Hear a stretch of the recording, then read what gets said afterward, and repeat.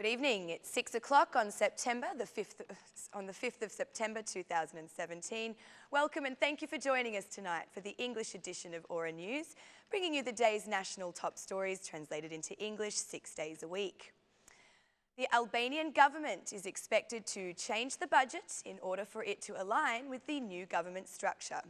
Sources from the Ministry of Finance told Aura News that work for the preparation of the draft has not yet started, as the structuring of the new ministries and institutions is required.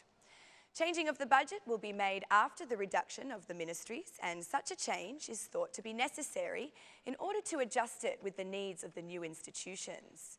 The government plans to halve the number of agencies and ministries in order to create more efficient institutions and to offer better services.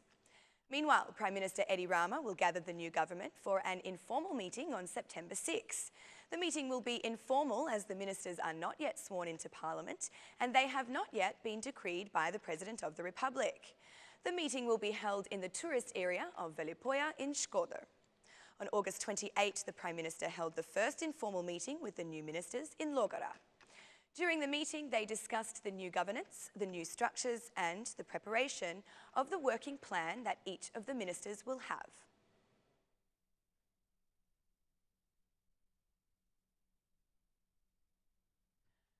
Plenary sessions for the new government officially begin on Saturday, when the session for the Constitution of Parliament and the approval of the new government will be made.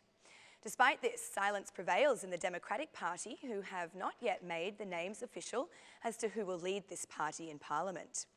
Some non-official sources previously told Aura News that the DP chairman would gather the new parliamentary group by the beginning of this week in order to discuss the political action and the name of the chairman and vice chairman of parliamentary commissions.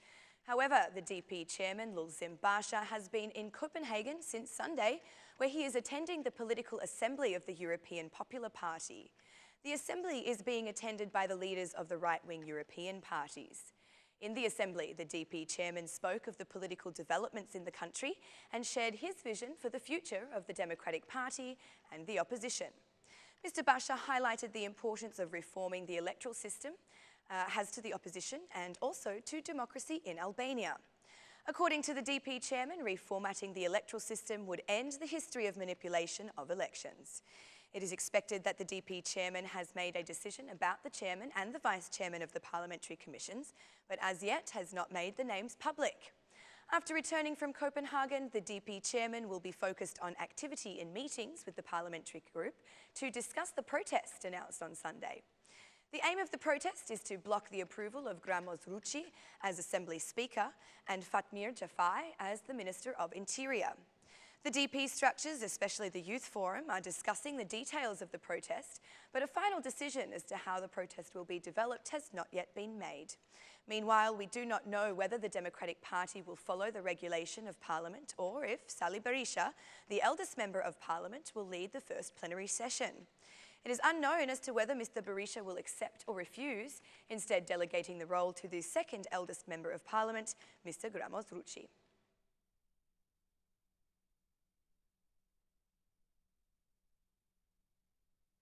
The future Minister of Education, Lindita Nikolla, has commented today on elections at the Academy of Sciences. According to Mrs. Nikolla, the Academy has not made any scientific contributions and providing it with funds would simply be complicit. Elections at the Academy of Sciences testified to the absence of reflection from this rotten institution.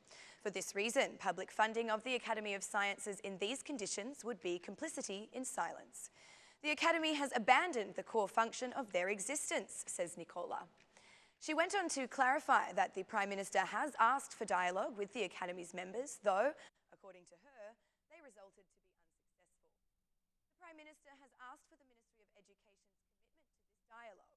We waited for a long time, but unfortunately there was no concrete or valuable contribution from the Academy of Sciences, added Mrs. Nikolla.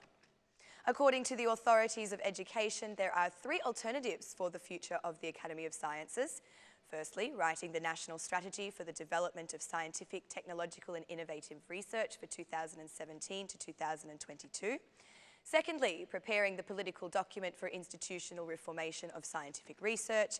And thirdly, preparing a new draft law on science, technology and innovation.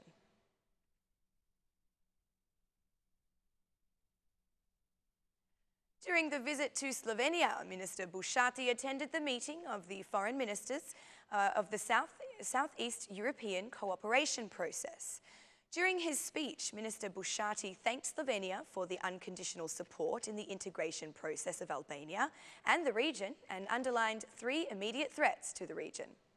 The first danger is that enlargement is no longer regarded as a common primary objective.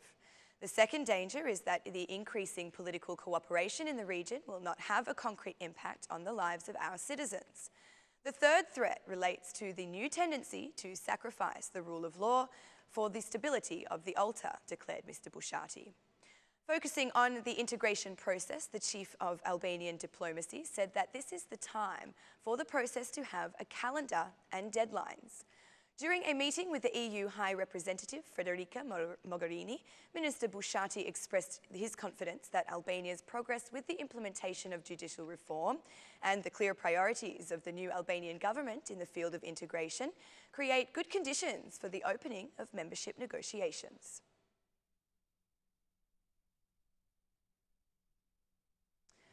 Tirana's City Hall will intensify its cooperation with Vienna's City Hall in several fields, following the receipt of a delegation from Vienna by the mayor today. During a meeting with Vienna's General Director of Urban Planning, the mayor announced cooperation on public transport, waste processing, infrastructure and culture. The mayor considered the cooperation between the 2 city halls to be important for the exchange of experience in different fields. Even though we are the best city in Albania, I believe that our duty is to continue to improve. In order to be better, we must learn from the best. For many years, Vienna is ranked as one of the best of the cities with the best living standards to live. For this reason, by cooperating with managers of Vienna in all fields, starting with public transport, waste processing, infrastructure, culture and urban planning, we can learn from one of the best in order to make sure that we do not make the same mistakes that could have been made before us, declared the mayor. Mr. Viliai went on to express contentment that the teams from both Tirana and Vienna are cooperating on a technical level to treat different issues. On her part, Vienna's Director for Urban Planning declared that good governance is the key to a more qualitative life for the citizens. Good governance is the key to a better life, and good governance includes open minds, exchanging of ideas and experiences, and also the inclusion of civil society. I think this is what we started in Vienna, and this is what we will start in Tirana, she said. The delegation from Vienna and the representatives of Tirana's City Hall held a joint press conference, exchanging ideas for further development and modernisation of the cities.